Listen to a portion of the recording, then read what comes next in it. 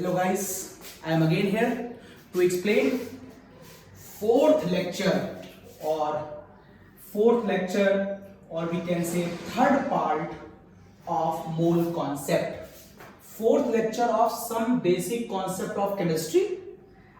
इस चैप्टर का चौथा लेक्चर है और मोल कॉन्सेप्ट की अगर हम बात करें तो आज मैं उसका तीसरा लेक्चर आपको देने जा रहा हूं।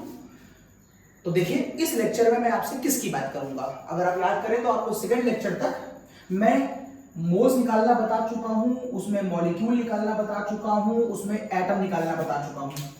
इस लेक्चर में मैं आपसे प्रोटॉन, न्यूट्रॉन और इलेक्ट्रॉन निकलवाने की बात करूंगा और इस लेक्चर में मैं आपसे चार्ज की बात भी करूंगा। इन दो पर फोकस करूंगा इस लेक्चर में। बहुत अच्छा कॉन्सेप्ट है, बहुत अच्छी तरह बताऊंगा, बिना वीडियो को स्किप करें, बहुत आराम से देखिएगा। और ये सारे लॉजिक फर्स्ट ईयर और ट्वेल्थ दोनों में एकेडमिक और कंपटीशन में बहुत दूर तक आपका साथ देंगे। बच्चों को बहुत तकलीफ होती है इनको समझने में, मैं कोशिश करूंगा कि आपको कोई दिक्कत ना हो। ओके, मैं आपसे अगर बात करूं प्रोटॉन, न्यूट्रॉन, इलेक्ट्रॉन निकालने के लिए, तो चलिए समझ ले पहले किसी भी एटम का प्रेजेंटेशन क्या होता है। मान ले मेरे पास कोई एक मेटल है M, आपने हाई स्कूल में पढ़ा है कि जो नीचे लगा देते हैं that is Z atomic number और ऊपर लिखा होता है A, it is mass number. Z किसके बराबर होता है? इक्वल्स टू प्रोटॉन और ये किसके बराबर होता है? Equals two electron. Yes, A क्या होता है? ये मास होता है, इसको आप मास नंबर कहते हैं। और यहां से मैं न्यूट्रॉन को रिलेट कर सकता हूं। अगर आप चाहें तो यहां पर कह सकते हैं A किसके बराबर होता है? AZ प्लस N के बराबर होता है, एटॉमिक नंबर प्लस न्यूट्रॉन। तो न्यूट्रॉन किसके बराबर होगा? A माइनस Z के बराबर होगा। ये आपका पढ़ा हुआ है। और पिछले लेक्चर में मैंने आपको बहुत सारे एलिमेंट्स के एटॉमिक नंबर और एटॉमिक वेट बताए थे, वहां से वो जनरलाइज है, उनका चार्ट आप याद जरूर कर लीजिएगा। ओके ना, इतनी बात समझने के बाद मैं अगर अपने कॉन्सेप्ट को ओपन करने से पहले सिर्फ एक बात आपसे पूछ लूं कि ये देखिए मेरे पास मेथेन का एक मॉलिक्यूल है। It is, I am just supposing it is one molecule of methane. I am just supposing it is one molecule of methane. एक मॉलिक्यूल का मतलब समझते हैं ना, बहुत छोटा सा। मैंने कल आपको फर्स्ट लेक्चर में आपको एटम और मॉलिक्यूल के ऊपर बताया था। किसी भी मोल कॉन्सेप्ट लेक्चर को 20 से मत पढ़िएगा। जब भी कोई लेक्चर पढ़िएगा तो एकदम स्टार्टिंग से पढ़िएगा। आप 20 से चौथा लेक्चर देखना शुरू कर देंगे और आपको समझ में नहीं आएगा तो मुझे आप गरियाएंगे, ऐसा मत करिएगा। अब आप कोई फिल्म देखने जाइए और उसको इंटरवल से देखिए और इंटरवल से देखने के बाद जब बाहर निकलिए तो आप उसके ऊपर अपनी क्रिटिक्स दीजिए और कहिए बहुत ही बोरिंग पिक्चर थी, कुछ समझ में नहीं आया, पता नहीं क्या कहना चाहते थे। ठीक है, ऐसा ही मेरे साथ आप करेंगे। अगर आप किसी को चौथे लेक्चर से देखेंगे तो फिर मैंने जो फर्स्ट और सेकंड लेक्चर में बेसिक कॉन्सेप्ट बताए हैं वो आपको दिक्कत कर रहे होंगे। तो मेरी राय है कि आप लेक्चर जिस भी चैप्टर को पढ़ें स्टार्टिंग से पढ़ें। तो मुझे उम्मीद है कि आपने 1, 2, 3 मेरा लेक्चर देख लिए होंगे और ये मेरा चौथा लेक्चर है। It is my fourth lecture. Okay, तो मैं आपसे कह रहा हूं एक मॉलिक्यूल ऑफ मेथेन की अगर आप बात करें तो यहां पर क्या क्या होगा? यहां पर 1 एटम ऑफ कार्बन होगा, यस, और यहां पर 4 एटम्स ऑफ हाइड्रोजन होंगे, यस। और हाइड्रोजन को मैं दिखा रहा हूं, एक H का एटम, दूसरा H का एटम, तीसरा H का एटम, चौथा H का एटम, यस। आपको अच्छी तरह मालूम है नीचे की तरफ एटॉमिक नंबर होगा और ऊपर की तरफ एटॉमिक वेट होगा। ये देखिए एटॉमिक नंबर, एटॉमिक वेट, ये देखिए एटॉमिक नंबर और एटॉमिक वेट। नीचे क्या है? ये एटॉमिक नंबर है, यही प्रोटॉन भी है। ये प्रोटॉन है, ये प्रोटॉन है, ये प्रोटॉन है, ये प्रोटॉन है। तो एक मॉलिक्यूल में कितने प्रोटॉन है? 6 और 4 10। एक मॉलिक्यूल में 10 प्रोटॉन है। अगर मैं आपसे पूछूं कि मेथेन के एक मॉलिक्यूल में इलेक्ट्रॉन कितने हैं, तो जो प्रोटॉन होते हैं वही इलेक्ट्रॉन भी होंगे। इसका मतलब इसके एक मॉलिक्यूल में 10 इलेक्ट्रॉन हैं। अगर मैं पूछूं न्यूट्रॉन कितने हैं, तो न्यूट्रॉन का मतलब A माइनस Z। तो यहां से A माइनस Z करेंगे तो 0 आ जाएगा, लेकिन यहां से आप A माइनस Z करेंगे तो 6 आएगा। इसका मतलब है मेथेन के एक मॉलिक्यूल में 6 न्यूट्रॉन होंगे। ये देखिए। तो पहले आप एक मॉलिक्यूल में क्या स्थिति आ रही है वो जान लीजिए। फॉर एग्जाम्पल मैं आपसे अगर बात करूं, अगर यही काम मैं आपसे पूछूं वाटर में, अगर मैं आपसे कहूं वाटर का मैंने आपको एक मॉलिक्यूल दिया है, it is 1 molecule of water, तो बताइए यहां पर क्या क्या है?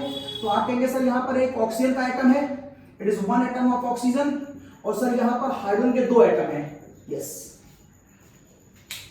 सर इसमें नीचे 8 और 16 होता है और इसमें 1 1 और 1 और 1 होता है, तो बताइए इस पूरे केस में कितने प्रोटॉन हैं? सर प्रोटॉन है 6 7 सॉरी 8 9 10, 10 प्रोटॉन है, बिल्कुल ठीक। बताएं इलेक्ट्रॉन कितने हैं? 8 9 10, सर इसमें 10 इलेक्ट्रॉन है, बिल्कुल ठीक। बताएं न्यूट्रॉन कितने हैं? तो यहां से कुछ नहीं आएगा, यहां से कुछ नहीं आएगा, 16 में से 8 जाएगा, आप कहेंगे सर इस केस में 8 न्यूट्रॉन है। तो इस तरीके से पहले आप किसी भी एक मॉलिक्यूल में कितने प्रोटॉन न्यूट्रॉन और इलेक्ट्रॉन है पहले आप ऐसे फाइंड आउट कर लीजिए अकेले। अब आइए वापस इस कॉन्सेप्ट पर। अगर आपको मैं क्वेश्चन का रेफरेंस इस तरीके से दूं, इसे आप स्क्रीनशॉट ले लीजिए, इसका एक स्क्रीनशॉट ले लीजिए। अब मैं अपने लॉजिक को हटा रहा हूं यहां से और एक क्वेश्चन डेवलप करता हूं आपके लिए, देखिए। और मेरा क्वेश्चन आपके लिए ये है कि बताइए, मेरा क्वेश्चन है आपके लिए, बताइए how many question how many proton electron and neutrons are present in 1.6 gram of methane is my question is this। तो सीधे आप क्वेश्चन मत लगाने लगिए, यूनिटरी मेथड मत अप्लाई करिएगा, पूरा कॉन्सेप्चुअल चलेंगे हम लोग। देखते हैं, अगर आपको प्रोटॉन न्यूट्रॉन और इलेक्ट्रॉन निकालने हैं तो आप सबसे पहले मोल निकालो।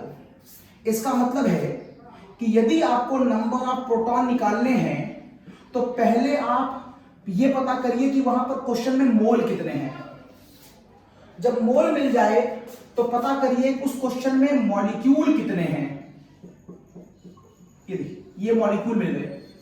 जब मॉलिक्यूल मिल जाए तो बताइए एक मॉलिक्यूल में कितने इलेक्ट्रॉन हैं। इसका मतलब नंबर ऑफ इलेक्ट्रॉन या प्रोटॉन पर मॉलिक्यूल, इस नंबर से यहां पर मल्टीप्लाई कर दीजिए। ये कुछ मैंने फॉर्मूला बनाया, देखिए। पहले मैं मोल निकाल लूंगा, फिर मैं मॉलिक्यूल निकाल लूंगा और फिर एक मॉलिक्यूल में जितने प्रोटॉन न्यूट्रॉन या इलेक्ट्रॉन होंगे उससे मैं यहां पर मल्टीप्लाई कर दूंगा, प्रोटॉन न्यूट्रॉन या इलेक्ट्रॉन। फॉर एग्जांपल मुझे बताने हैं कि 1.6 ग्राम मेथेन में कितने प्रोटॉन हैं, तो बताइए ग्राम में दिया गया है तो मोल कौन सा फॉर्मूला लगाएंगे। मैंने अभी मोल के फॉर्मूले मिटाए नहीं इसीलिए क्योंकि बार बार यूज होंगे, तो मोल का फॉर्मूला लगाएंगे वेट वाला। तो फॉर्मूला हो जाएगा इसका वेट अपॉन मॉलिक्यूलर वेट, इससे पता चलेगा मोल कितने हैं। फिर उसमें आप ये मल्टीप्लाई करेंगे तो ये मालूम चल जाएगा कि मॉलिक्यूल कितने हैं। चलो क्या कर ले, पहले 1.6 वेट अपॉन मेथेन का मॉलिक्यूलर वेट CH4। आपको सबके एटॉमिक नंबर एटॉमिक वेट बता चुका हूं, इट इज 60 इंटू 6 इंटू 10 की पावर 23। मैं पहले कई बार कह चुका हूं, मैं बार बार 6.023 नहीं लिखूंगा, लेकिन आप लिखिएगा तो यहां से आ जाएगा 0.1 इंटू 6 इंटू 10 की पावर 23। ये हो जाएगा 6 इंटू 10 की पावर 22। ये क्या आ गए, ये मेथेन के मॉलिक्यूल्स आ गए। लेकिन आप तो मॉलिक्यूल नहीं प्रोटॉन निकालने वाले थे। तो एक मेथेन में कितने प्रोटॉन होते हैं, अभी मैंने आपको बाइफरकेट करके दिखाया था। एक मेथेन के मॉलिक्यूल में 10 प्रोटॉन होते हैं, तो 2 मेथेन के मॉलिक्यूल में 20 होंगे, तो 100 मेथेन के मॉलिक्यूल में 1000 होंगे। तो इतने मेथेन के मॉलिक्यूल में कितने होंगे, अरे 10 से मल्टीप्लाई तो करना है। 10 प्रोटॉन होते हैं एक मॉलिक्यूल में, तो इतने मॉलिक्यूल में 10 से मल्टीप्लाई हो गया। मेरे ख्याल से टफ नहीं लग रहा होगा। अगर मैं यहां पर आपसे कहता हूं कि बताओ इलेक्ट्रॉन कितने होंगे, बताओ। अगर मैं इसी क्वेश्चन में कहता इलेक्ट्रॉन कितने होंगे, तो आप कहते पहले मैं मोल निकालूंगा, फिर मैं मॉलिक्यूल निकालूंगा और फिर मैं पता करूंगा कि एक मॉलिक्यूल में कितने इलेक्ट्रॉन हैं और एक मॉलिक्यूल में कितने इलेक्ट्रॉन होंगे उतने से मल्टीप्लाई कर देना। मैंने मेथेन में भी आपको प्रोटॉन और इलेक्ट्रॉन निकाल के दिखाए थे, जितने प्रोटॉन होंगे उतने इलेक्ट्रॉन होंगे, मतलब 10। This is the cause. यही कैलकुलेशन सेम किसकी हो जाएगी, इलेक्ट्रॉन की हो जाएगी। अब आपने इलेक्ट्रॉन निकाल दिया, देखो कौन सी बड़ी बात है इसके अंदर। फिर आपने कहा न्यूट्रॉन बताओ, तो मैं पहले मोल निकालूंगा। अच्छा एक बात और, हर बार आपको क्वेश्चन इस फॉर्म में दिया जाए जरूरी नहीं है। मोल निकालने के लिए आपको सारे फॉर्मूले अवेलेबल हैं, क्वेश्चन जिस फॉर्म में होगा। अगर क्वेश्चन में वेट दिया है तो आपने मोल लगा दिया इस वाले फॉर्मूले से। अगर क्वेश्चन में इसका वॉल्यूम एट एसटीपी दिया होता तो मैं मोल यहां से निकालता। अगर यहां पर नंबर दिया होता मैं मोल यहां से निकालता। अगर यहां पर पीवी बराबर एनालिटिक इंफॉर्मेशन दी होती तो मैं मोल यहां से निकालता। मतलब जैसा क्वेश्चन होगा वैसे पहले मोल निकाल लेना। फिर उसमें मॉलिक्यूल निकाल लेना, और एक सेपरेट अलग से कॉपी में पहले एक मॉलिक्यूल में कितने प्रोटॉन न्यूट्रॉन है अकल लगा के देख लेना। मैंने अभी थोड़ी देर बताया था आपको, मीथेन के एक मॉलिक्यूल में 6 न्यूट्रॉन होते हैं। दिस इज द कॉज, आप इसे किससे मल्टीप्लाई कर देंगे, 6 से। एन का मतलब न्यूट्रॉन, 6 न्यूट्रॉन, तो इसको मल्टीप्लाई करेंगे तो यहां पर कितने न्यूट्रॉन है, इसका आंसर आ जाएगा। मैं सही कह रहा हूं? यस, ये हटा रहा हूं। 4 वाला क्वेश्चन अभी करूंगा, हमने अभी करते हैं हम लोग। चलिए क्वेश्चन और देखिए, चलिए क्वेश्चन और देखिए, बताइए। Calculate number of question, calculate number of proton, neutron और electron in 49 gram of H2SO4। चलिए यहां करिए। तो आप कहेंगे इस पूरे क्वेश्चन करने से पहले मैं पहले ये देख लेता हूं कि मेरे पास H2SO4 में कुल कितने प्रोटॉन और न्यूट्रॉन हैं, ये चेक कर लीजिए। तो H2SO4 आप जानते हैं एटॉमिक वेट, एटॉमिक नंबर मैंने आपको अलग से याद करने के लिए बोल रखा है, आप उसे याद कर लेंगे। यहां पर 16, 32, यहां पर 16, सॉरी यहां पर 8 और 16, here 8 and 16, here 8 and 16 and here भी 8 and 16। चलिए सबसे पहले एक मॉलिक्यूल में इलेक्ट्रॉन निकाल लीजिए आप। तो इलेक्ट्रॉन जो एटॉमिक नंबर होगा वही प्रोटॉन वही इलेक्ट्रॉन होगा, 1 2 एक से, यहां से 16, 8 और 16 24, 8 4 32, यहां से 32, तो यहां पर हो गया 32, जोड़ में 18, 18 32 कितना आया भाई, 32 और 18 कितना है भाई, तो यहां पर हो गया 10, 3 4 5। ये आपके पास प्रोटॉन आ रहे हैं, चेक कर लें कहीं कुछ गलती तो नहीं हुई है। H2SO4 में ठीक है, यहां पर 16 32 ठीक है, 8 16 सही है, तो 8 4 32 सही किया, ये 16 सही किया, ये सही किया, बिल्कुल ठीक है। तो 32 और ये ठीक है, 6 7 8 9 10 ठीक है, और 30 50 ठीक है। तो यहां पर 50 प्रोटॉन आ रहे हैं। अगर यहां 50 प्रोटॉन होंगे तो बोलो इलेक्ट्रॉन कितने होंगे, सर 50 ही होंगे। ओके, प्रोटॉन इलेक्ट्रॉन निकाल लिए मैंने। अब बताओ जरा यहां पर न्यूट्रॉन कितने होंगे, अभी ध्यान रखिएगा मैं एक मॉलिक्यूल में सब कुछ निकाल रहा हूं, अभी एक मॉलिक्यूल में। तो बताइए एक मॉलिक्यूल में न्यूट्रॉन कितने होंगे। तो अगर इसको इससे माइनस करोगे तब न्यूट्रॉन आएगा, जिसकी वैल्यू 0 आएगी। इसको इससे माइनस करोगे तब न्यूट्रॉन आएगा, 0 आएगी। यहां से माइनस करो, 32 16 गया, कितने न्यूट्रॉन आए, 16 आए। यहां से 8 आएंगे, यहां से 8 आएंगे, यहां से भी 8 आएंगे, यहां से भी 8 आएंगे, तो 8 4 32, यहां पर वैल्यू कुछ ऐसी आएगी। और 32 16 तो 6 और 2 8 और 3 और 1 4, लगभग ये न्यूट्रॉन यहां पर आ रहे हैं। ये देखिए एक मॉलिक्यूल में कुछ स्थिति ऐसी है, इन वन मॉलिक्यूल।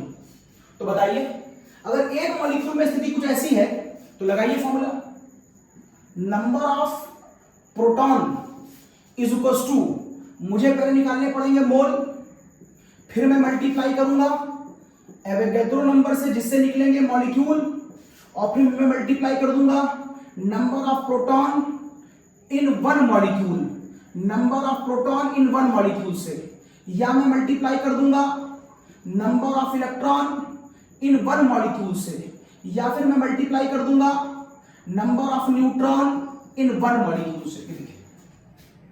तो यहां प्रोटॉन निकल आएंगे, फिर या इलेक्ट्रॉन निकल आएंगे, या फिर न्यूट्रॉन निकल आएंगे। ये देखिए आपका बेसिक फॉर्मूला बन गया।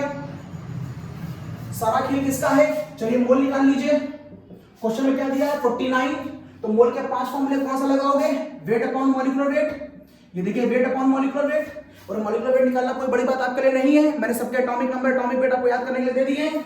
ये आ गया आपका मोल, और मोल को मल्टीप्लाई कर दीजिए आप इस नंबर से, तो ऐसा करने पर आपके पास आ गए मॉलिक्यूल। और एक मॉलिक्यूल में कितने प्रोटॉन कितने न्यूट्रॉन कितने इलेक्ट्रॉन आप निकाल चुके हैं। बस इसको अकॉर्डिंग टू करस्पॉन्डिंग कंडीशन जो भी आ रही हो मल्टीप्लाई करिए। 50 से मल्टीप्लाई करेंगे तो प्रोटॉन आ जाएगा, या 50 से ही मल्टीप्लाई करेंगे तो इलेक्ट्रॉन आ जाएगा, या 48 से मल्टीप्लाई करेंगे तो न्यूट्रॉन भी आ जाएगा। यस, हटाओ। तो एक क्वेश्चन और लूंगा इस तरीके का, लास्ट क्वेश्चन इस बेसिस पर। क्वेश्चन लिखिए, कैलकुलेट, क्वेश्चन है मेरा, calculate number of carbon, hydrogen and oxygen atoms in C6H12O6 that is glucose, and also calculate proton, neutron and electron if 180 gram of sample we have, अगर हमारे पास 180 ग्राम का sample हो तो बताइए उसमें कितने कार्बन, हाइड्रोजन और ऑक्सीजन के एटम्स हैं, और बताइए वहां पर कितने प्रोटॉन, न्यूट्रॉन और इलेक्ट्रॉन हैं, और बता दीजिए, और बताइए वहां पर, मैं बढ़ा दे रहा हूं क्वेश्चन, और बताइए वहां पर ग्लूकोज के कितने मॉलिक्यूल हैं, और बताइए वहां पर ग्लूकोज के कितने मोल्स हैं। ये लीजिए, मैंने सारी बातें एक बार में पूछ ली जितनी मैंने पीछे पढ़ाई हैं, एक क्वेश्चन सब डाल दिया मैंने। चलिए सबसे पहले मोल निकालते हैं। अगर आपको सबसे पहले मोल निकालना है तो मोल का फॉर्मूला यहां पर 5 फार्मूलों में से कौन सा लगेगा sir? Weight upon molecular weight. कितना वेट दिया हुआ है क्वेश्चन में? 180। मॉलिक्यूलर वेट आपको निकालना आता है, मैंने सबके एटॉमिक वेट आपको बता दिए हैं। कार्बन का 12 होता है, उसको 6 से मल्टीप्लाई, H का 1 होता है 12 से मल्टीप्लाई, O का 16 होता है 6 से मल्टीप्लाई, सबको गुणा भाग करेंगे तो आप पाएंगे इसका मॉलिक्यूलर वेट भी इत्तेफाक से 180 ग्राम पर मोल ही होता है। यस, इसका मॉलिक्यूलर वेट भी 180 होता है। तो आप इसको 180 से डिवाइड कर देंगे तो आंसर कितना आ जाएगा? 1 मोल। सर इस क्वेश्चन में ग्लूकोज 1 मोल है। ओके, जब मोल निकाल लेते हैं तो अगले स्टेप पे क्या निकालते हैं? मॉलिक्यूल। तो चलिए, तो बताइए नंबर ऑफ मॉलिक्यूल कितने होंगे? सर मॉलिक्यूल निकालने के लिए हम क्या करते थे? मोल में से एवोगैड्रो नंबर मल्टीप्लाई कर दिया करते थे। तो मोल कितने आ गए आपके पास? 1। और यदि उसमें ये एवोगैड्रो नंबर मल्टीप्लाई कर दिया जाए तो मेरे पास ग्लूकोज के इतने मॉलिक्यूल होंगे। ये देखिए, इसमें ग्लूकोज के इतने मॉलिक्यूल्स होंगे, इस सैंपल में इतने मोल होंगे, इतने मॉलिक्यूल्स होंगे। ओके, मॉलिक्यूल्स पर क्या निकालते थे? एटम्स। चलिए नंबर ऑफ, चलिए पहले निकालते हैं नंबर ऑफ कार्बन एटम। जब कभी आप एटम निकालेंगे तो एटम से पहले आपको मॉलिक्यूल और मोल भी निकालने पड़ेंगे। तो एटम निकालने के लिए पहले मोल का फॉर्मूला, उसी में मॉलिक्यूल का फॉर्मूला, भूले तो नहीं है, और उसी एटम को निकालने के लिए क्या लिखते थे? उसकी एटॉमिसिटी। अगर आप ना भूले हो, एटॉमिसिटी का मतलब होता है वहां पर नंबर ऑफ एटम कितने हैं। तो मोल्स कितने हैं? 1। अगर आप इस नंबर से मल्टीप्लाई कर दें तो कितने मॉलिक्यूल आ गए? इतने ग्लूकोज के मॉलिक्यूल हैं जो ऊपर आ चुके थे। बस अब देखिए ग्लूकोज में कार्बन की एटॉमिसिटी क्या है? ग्लूकोज में कार्बन की एटॉमिसिटी कितनी है? 6। मतलब एक मॉलिक्यूल में 6 एटम हैं। तो एक मॉलिक्यूल में 6 है तो 2 एटम में 6 से मल्टीप्लाई, तो 10 एटम में 6 से मल्टीप्लाई, तो 100 एटम में 6 से मल्टीप्लाई। तो फिर इतने, तो मैंने आपसे कहा एक मॉलिक्यूल में 6 एटम हैं, तो 2 मॉलिक्यूल में 6 से मल्टीप्लाई, 10 मॉलिक्यूल में भी 6 से मल्टीप्लाई, 100 मॉलिक्यूल में भी 6 से मल्टीप्लाई, तो इतने मॉलिक्यूल में किससे मल्टीप्लाई? 6 से मल्टीप्लाई। ऐसा करेंगे तो कार्बन एटम आ जाएगा। और अगर मैं आपसे कहूं कि बताओ नंबर ऑफ हाइड्रोजन एटम क्या होगा, तो मोल का फॉर्मूला 1, मॉलिक्यूल के लिए यही होगा। लेकिन अब की जब आप हाइड्रोजन एटम की बात कर रहे हैं तो ग्लूकोज के एक मॉलिक्यूल में हाइड्रोजन एटम की एटॉमिसिटी कितनी है? 12। ग्लूकोज के एक मॉलिक्यूल में 12 एटम हैं, तो 2 मॉलिक्यूल में 12 से मल्टीप्लाई, 10 मॉलिक्यूल में 12 से मल्टीप्लाई, तो इतने मॉलिक्यूल में भी 12 से मल्टीप्लाई। तो ये आपने निकाला था कार्बन, और ये देखिए आपने निकाल दिया हाइड्रोजन। बताइए ऑक्सीजन के कितने एटम होंगे? तो आप कहेंगे पहले मैं मोल निकाल लूंगा, फिर आप एवोगैड्रो से मल्टीप्लाई करेंगे तो मॉलिक्यूल निकालेंगे, और फिर ऑक्सीजन के, ग्लूकोज के एक मॉलिक्यूल में ऑक्सीजन के 6 एटम हैं। अगर ऑक्सीजन के 6 एटम है तो आप यहाँ पर 6 से मल्टीप्लाई कर देंगे तो ये देखिए ऑक्सीजन के एटम का आंसर आ जाएगा। मैंने मोल निकाल लिया, मैंने मॉलिक्यूल निकाल लिया, मैंने आपको कार्बन, हाइड्रोजन और ऑक्सीजन के एटम निकाल के दिखा दिए। ओके, अब आती है बात इसमें कितने इलेक्ट्रॉन, प्रोटॉन और न्यूट्रॉन हैं। तो ये भी कोई बड़ी बात नहीं मेरे लिए।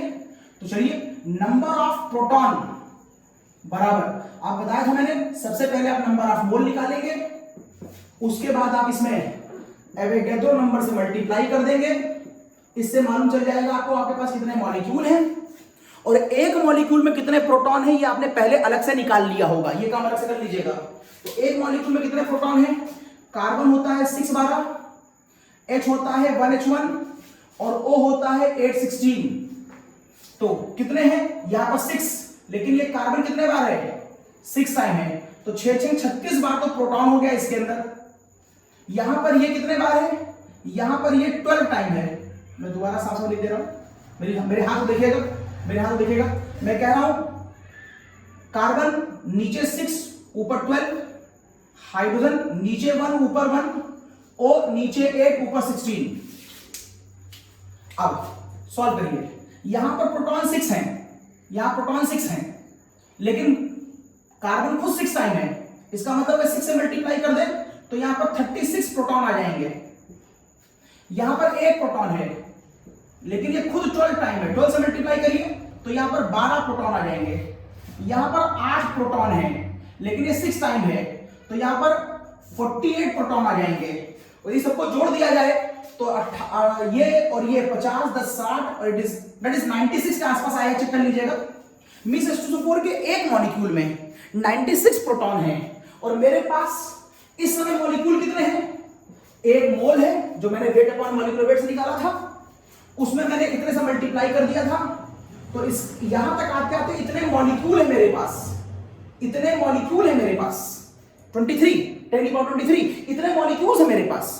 अगर इतने मॉलिक्यूल्स है तो एक मॉलिक्यूल में कितने प्रोटॉन होते हैं 96, तो इतने मॉलिक्यूल में कितने प्रोटॉन होंगे 96 से मल्टीप्लाई, सही है। इस तरह से प्रोटॉन निकाल लिया। अब ऐसे इलेक्ट्रॉन, यही आंसर इलेक्ट्रॉन का भी होगा, और न्यूट्रॉन इसको इससे माइनस, इसको इससे माइनस, इसको इससे माइनस, जो नंबर आए उसे मल्टीप्लाई कर दिए, न्यूट्रॉन हो गया। तो साहब मैंने आपको मोल कॉन्सेप्ट के अपने थर्ड लेक्चर में प्रोटॉन, न्यूट्रॉन और इलेक्ट्रॉन निकालना बताया है। अब बताऊंगा मैं आपको चार्ज निकालना, हटा रहा हूं उसको, स्नैपशॉट ले लीजिए। अब बताऊंगा आपको चार्ज निकालना। ओके, तो हेडिंग पड़ेगी how can calculate the charge. तो हेडिंग पड़ेगी how can calculate the charge. तो साहब आपको मैंने पहले फॉर्मूला लिखा था, आपके पीछे स्क्रीनशॉट्स में होगा, कि आपको अगर चार्ज निकालना है तो आपको पहले क्या निकालना चाहिए, मोल, और फिर मोल में क्या मल्टीप्लाई कर देना चाहिए, एवोगैड्रो नंबर। ऐसा करते करते आपको ये मालूम चल जाएगा कि आपके पास कितने आयंस हैं, what is the charge in ions. For example aluminium पर चार्ज निकालना हो, कार्बोनेट पर चार्ज निकालना हो, फास्फेट पर चार्ज निकालना हो, या कैल्शियम नाइट्रेट पर चार्ज निकालना हो, आपको किसी भी चार्ज निकालना है तो पहले आपको मोल निकालने हैं, उसके बाद आपको मोल इसे एवोगैड्रो से मल्टीप्लाई करना होगा, तो नंबर ऑफ पार्टिकल्स आ जाएगा, या तो मॉलिक्यूल का होगा या फिर वो आयंस का होगा। यहां पर मैं आयंस की बात कर रहा हूं तो नंबर ऑफ यहां पर पार्टिकल्स आ चुके होंगे, और फिर आप मल्टीप्लाई करेंगे नंबर ऑफ चार्ज से which is present in one ion, which is present in one ion. ये देखिए, पहले आप मोल निकालेंगे, फिर आप इससे मल्टीप्लाई करेंगे, फिर एक आयन में जितना चार्ज होगा उससे मल्टीप्लाई करेंगे, तो आपको मालूम चल जाएगा कि टोटल आपके पास कितना चार्ज होना चाहिए था। फॉर एग्जाम्पल अगर मैं आपसे कहूं कि मेरे पास एल्युमिनियम प्लस 3 मोल है, एल्युमिनियम प्लस 3 मोल है, तो बताइए उसके ऊपर चार्ज कितना है। तो चलिए आप समझ जाइए, अगर कहीं पर केवल +1 लिखा होता है तो उसका चार्ज हम 1 मानते हैं, और चार्ज की वैल्यू अगर कूलम में देखें तो ऐसे लिखते हैं।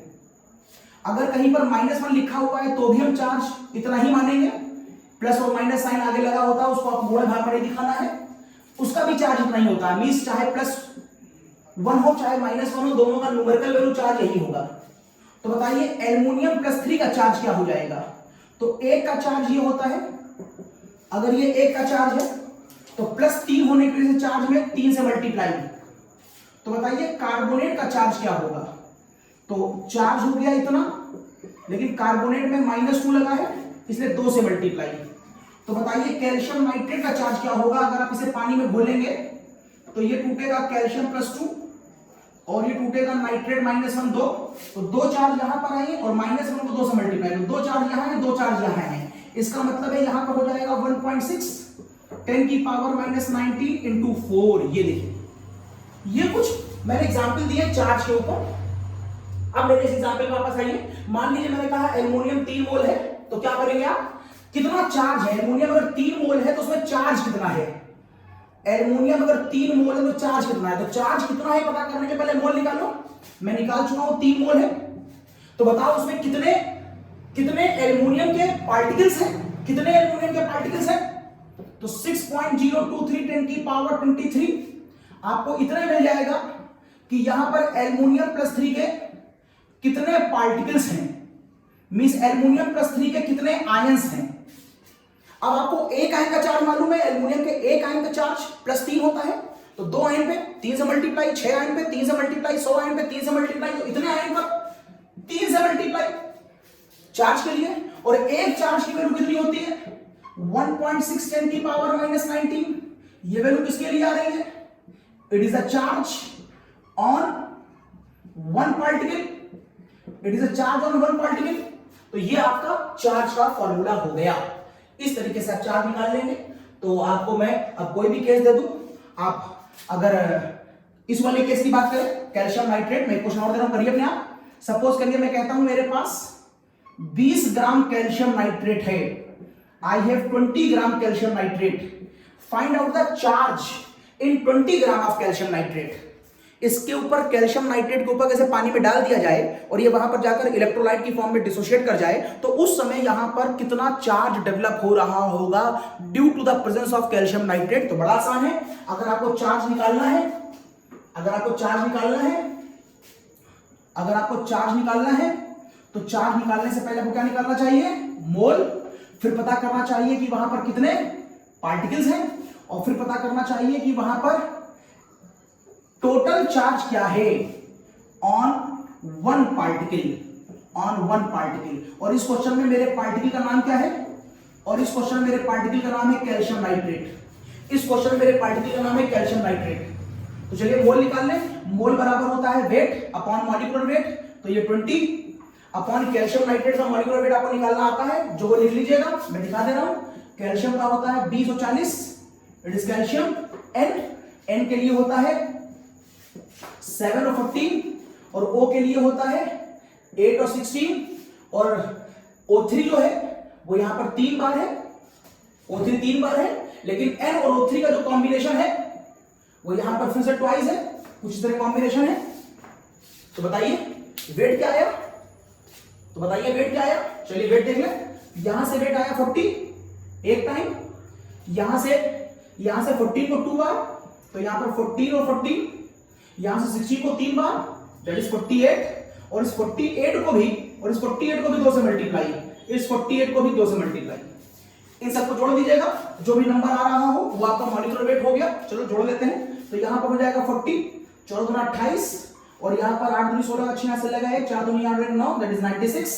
तो ये 6 में 12 13 14 4 से लगे 10, ये लगभग शायद 164 आ रहा होगा, अगर मेरा वहां गलत नहीं हो चेक कर लीजिएगा।